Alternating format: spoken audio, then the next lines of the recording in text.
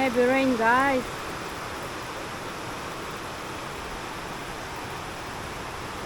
It's good on the mais, the corn.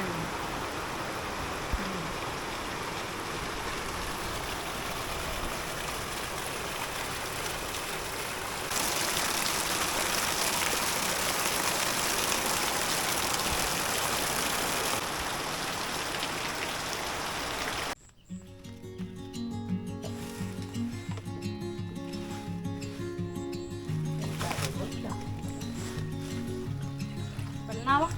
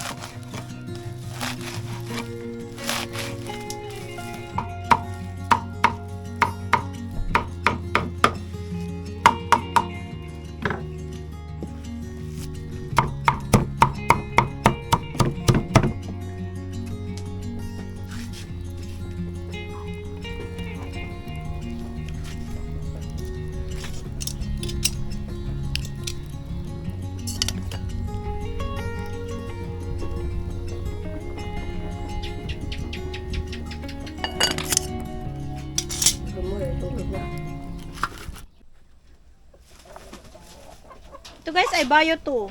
Dahil hahalo ko dito.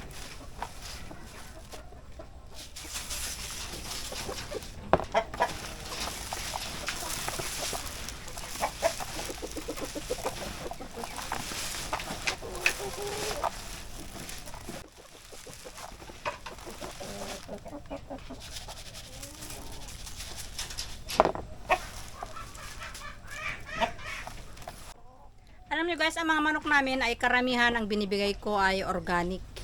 Kasi mas healthy sa kanila guys. So ito ngayon ang ibibigay ko, ayan, Madre de Agua at saka hinaluan ko ng feeds. Konting feeds lang, pero mas gusto nila itong Madre de Agua. Kasi alam nyo guys, ito maganda sa mga manok. So ibigay ko sa kanila, tignan nyo, gustong gusto nila. Almost 5 years na ako guys na nag-aalaga ng manok at nagbibigay ng mga organics, mga cassava, gabi, ganon. Tsaka ang number 1 is Madre de Agua. Kur. Doon na. Bakit dyan ka? Kur. Doon na, wag mo nang anahin yan. Kur. Alam nyo guys, ang mga manok ko, kahit matatanda na sila, very active pa rin silang mangitlog. Itong Black Australorp namin ay almost 3 years na yan, pero napaka-active pa rin silang mangitlog. At itong Bear Plymouth Rock na yan, ay bata pa, 1 year pa yan. Pero alam nyo guys, kahit i-breed nyo yan ng mga 4 or 3 to 4 years, ganon, active pa rin sila. Basta bibigyan nyo lang sila guys ng mga green na mga dahon. Especially ito, maganda yan guys sa kanila. Gustong gusto nila yan guys.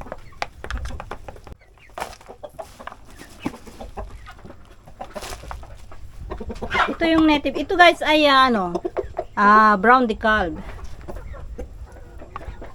At may mga napa-produce na rin akong mga native. Ayan, naglilimlim.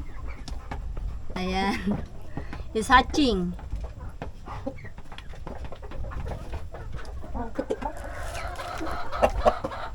At meron din ako dito, yung mga, alam mo yun ito guys, yung mga pinisaan ng aking mga native ito.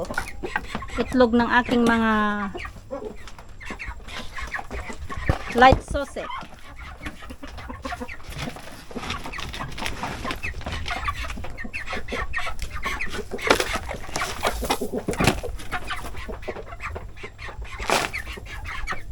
Yun guys, ay nagpapapisa ako. Pero ngayon is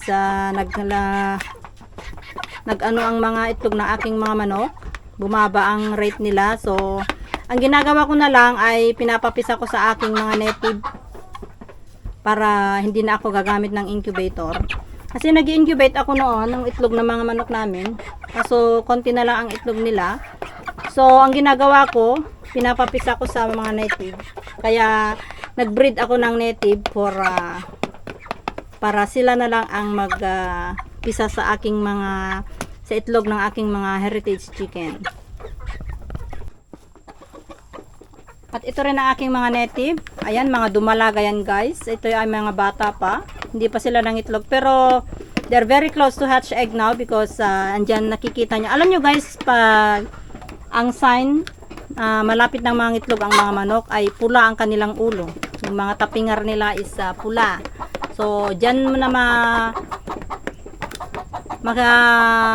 yan ang sign guys na malapit na silang mangitlog. Yan ang purpose ko guys kung bakit ako nag-produce ng native because they help us to hatch the egg. Kasi incubator ang pinagpapisa ko noon. Pero ngayon is sa mga native ko na pinapapisa yung mga itlog ng aking mga heritage. So, tipid tayo sa kuryente, di ba? Kasi nililimlim nila guys. Kasi ang mga heritage ko hindi sila naglilimlim. Naglilimlim man sila pero lahat hindi nabubugok ang mga itlog. Mas mainit ang katawan ng mga native na manok. So sila ang nakakatulong sa akin na nagpapapisa ng itlog.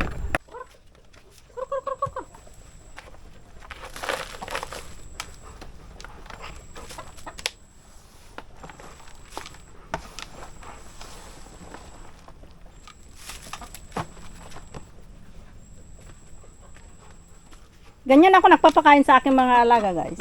Ginagawa ko yan twice a week or 3 times a week.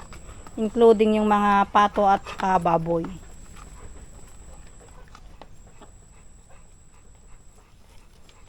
Maganda ang benefits sa kanila ng Madre de Agua. Kung minsan mga ipil-ipil, yung mga cassava, mga mulberries, alternate yan guys na binibigay ko sa kanila.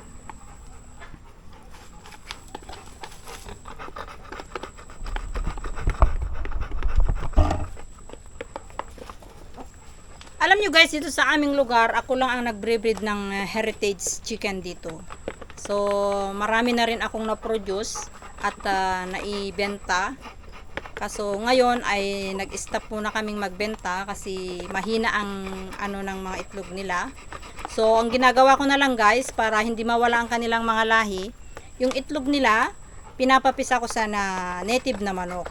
Para ang lahi nila ay hindi mawawala. Kasi nasasayangan ako pag mawala ang kanilang lahi. Kasi ang ganda guys. Maganda ang heritage. Bihira dito sa amin. Ako lang ang nagbre-breed ng heritage dito. Yung mga iba, yung mga nabentahan ko, nawawala din ang lahi nila kasi hindi naman nila inaalagaan ng husto.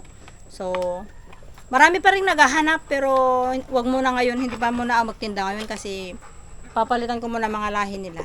Pag may napisa na yung mga native namin, yun, magbebenta ako.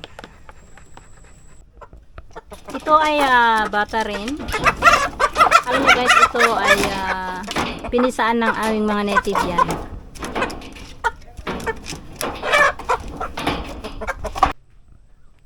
Ang mga mais namin ngayon guys ay napakaganda. Very nice. Alam niyo guys, ang bawat puno nila, karamihan is dalawa ang bunga. Ayan. Dalawa guys, ang kanilang mga bunga ngayon. Karamihan, ito ay magandang binhi ng mais. Ito ay cornwort na yung bagong labas. Maganda guys, dala-dalawa. Every may dalawang bunga. Oh. Kada puno guys, dalawa ang bunga. Ayan. Dala-dalawa. Ang ganda. Saka alam nyo guys, ito, ang tatangkad pa. Ayan oh, ang taas. So, yan ang life namin dito sa province. Alam nyo guys, sa probinsya, pag masipag tayo, maganda ano ng ating mga pananim. Kasi ang pagtatanim, ang farmer ay hindi basta-basta. Ano lang, yung tsamba-tsamba lang ang ani. So habang maganda ang ani, ay samantalahin natin ang magtanim.